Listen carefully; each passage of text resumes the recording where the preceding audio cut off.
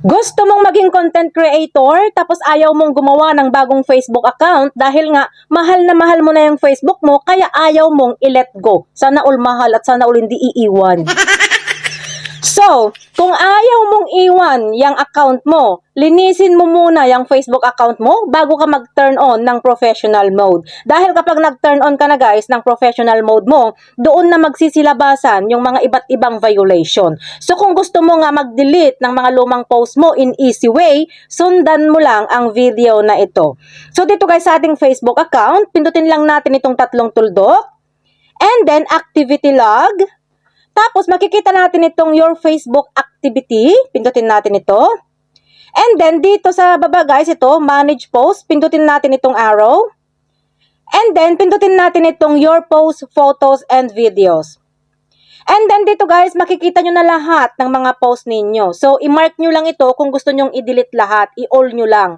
And then, pindutin natin itong tatlong tuldok. Then, trash. Pero guys, kung gusto nyo naman na yung iba lang ang gusto nyong i-delete, for example, ang i-delete nyo is yung mga taong 2022 pa or 2020, mga ganon, pindutin lang natin ito. And then, itong date. And then, pindutin natin itong start date. So, dahil nga 2026 ngayon, pindutin natin yung year na gusto ninyo, pindutin natin ito. Kung nyari, pupunta tayo sa 2022, 2020, mga ganon, pindutin lang natin itong year niya dito. And then, pili na kayo dito guys ng year na gusto nyo. So, dahil nga 2025 ko lang ginawa ang account na ito pa lang talaga yung makikita nyong year dito. So, for example, pindutin natin itong 2025.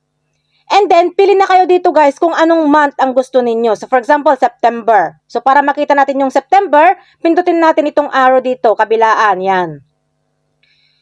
And then, September 25. Then, okay. Tapos, pag itong end naman niya guys, for example, September 30, for example, pindutin natin itong year, then 2025 ulit, and then September 30. Tapos, okay. And then, done. So, eto guys, yung mga post natin ng mula September 25 hanggang September 30. So, i-mark all nyo lang siya kung gusto nyong i-delete lahat. Tapos, pindutin natin itong tatlong tuldok, then trash. Pero, kung gusto nyo naman na isa-isa lang yung gusto nyong i-delete, kunyari, pipili lang kayo, pindutin nyo lang itong tatlong tuldok, and then move to trash.